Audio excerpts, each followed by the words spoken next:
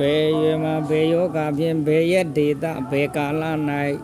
တေကြရမည်မသိနိုင်တာဓမ္မတာတိတေပြီးတဖန်ပြန်ဖြစ်ပြန်လဲဖြစ်ရာဘဝဘုံဌာနကိုကြိုတင်တိကြမတိကြ၍တိကြသေးချာခုချိန်ခါ၌ကောင်းမှုအစုကြိုးစားပြုလောလောကမှာအရွယ်၃ပါးရှိတယ်ပထမအရွယ်ဒုတိယအရွယ်တတိယအရွယ်ဘယ်ရွယ်မှာသိရမယ်ဆိုတာလည်းမသိယောဂတွေအလောက်အများကြီးရှိတာဘယ်ယောဂနဲ့သိရမယ်ဆိုတာလည်းမသိ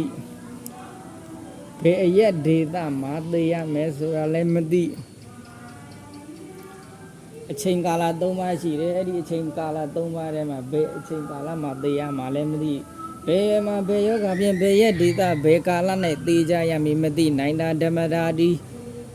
သေပြီးတဖန်ပြန်ဖြစ်ပြန်လဲဖြစ်ရဘဝဘုံဌာနကိုကြိုတင်တိကြမတိကြ၍တိကြသေးချာခုချိန်ခါ၌ကောင်းမှုအစုကြိုးစားပြုလော